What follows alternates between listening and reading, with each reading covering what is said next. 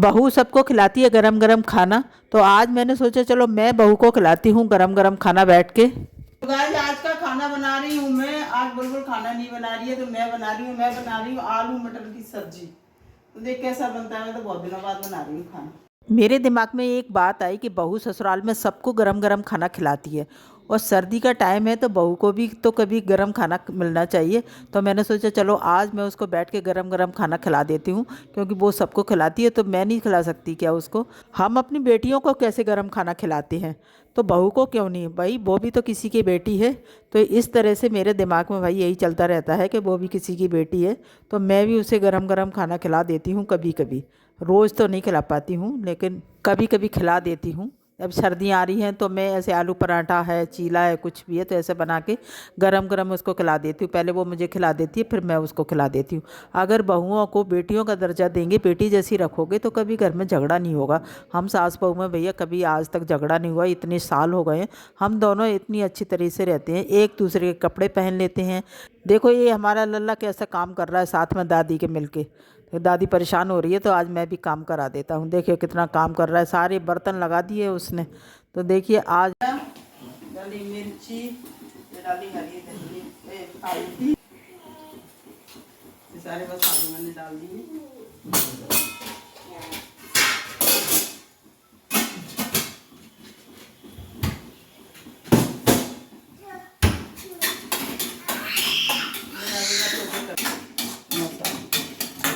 तो गाइस ये बन रही है हमारी आलू मटर की सब्जी। तो मैंने ये कर दिया, ये मसाला लाइक जो ऐसे मेरे साथ को, तो ये मैंने मसाला कर दिया इसका तैयार। अब इसमें डालूंगी। जब बहू घर में आ जाती है ना तो सास खाना बनाना भूल जाती है, किचन में पता ही नहीं रहता कहाँ क्या सामान रखा है। तो ऐसे ही मेरा है, मैं भाई बहुत दिनों बाद खाना बनाती हूँ, मुझे पता नहीं रहता किचन में सामान कहाँ रखा है। अब इसमें डाले देती हूँ मैं ये मटर।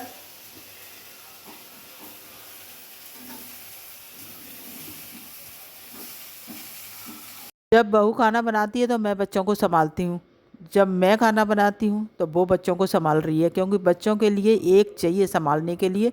बहुत शैतान बच्चे हैं तो वो बच्चों को संभाल रही है जब तक मैं खाना बना देती हूँ। तो देखिए बन गई मेरी सब। नमक ज़्यादा हो जाए कम हो जाए मेरी जिम्मेदारी नहीं है। मैं तो बहुत दिनों बाद बना रही हूँ खाना। अब बंद कर दिए थोड़ा सा।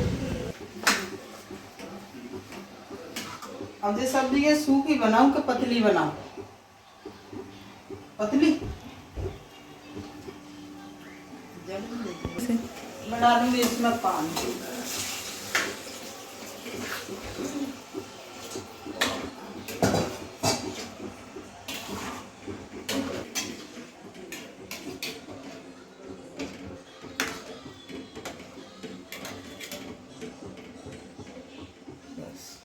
सो क्यों चिढ़ रहा है? सुबह से बस चिढ़ नहीं चिढ़ना।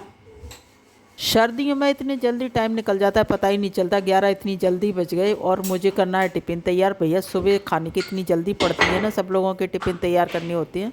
तो देखिए मैं जल्दी जल्दी बना रही हूँ खाना, क्योंकि अभी 11 बज चुके हैं, ताऊ के लिए जाएगा टिफ़िन। तो मैं लगा देती हूँ फटाफट से टिफ़िन, फिर खिलाऊँगी सबको खाना। तो देखिए पहले तो रोटी सेक दूँ ताऊ के लिए, तो पहले टिफ़िन तैयार हो जाएगा ताऊ का, उसके बाद मैं फिर खाना खिलाऊँगी मैं सबको।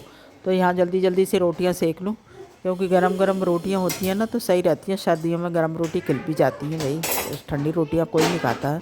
तो मेरी सिक गई हैं रोटियां। अब यहाँ पे मैं पैक कर देती हूँ पहले तो खाने को। ये मेरा डब्बा रखा है, इसमें मैंने सब्जी कर दी और इसमें ये भर मेरा देती तो हूँ बन गया रोटी। खाना। ये देखो, उसके बाद मैं फिर कुछ करूँगी।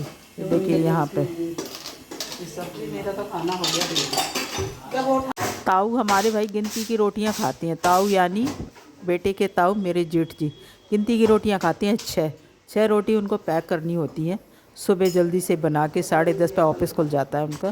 तो देखिए मैंने ये रोटियां कर दी तैयार, अब लगा देती हूँ उनके लिए टिफ़िन, क्योंकि टिफ़िन जल्दी से तैयार हो जाएगा ना। तो देख लें इसमें मैंने सब्ज़ी डाल दी है।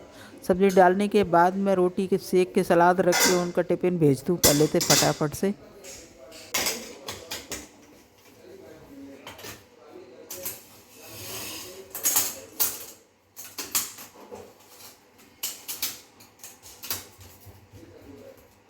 हो गया था।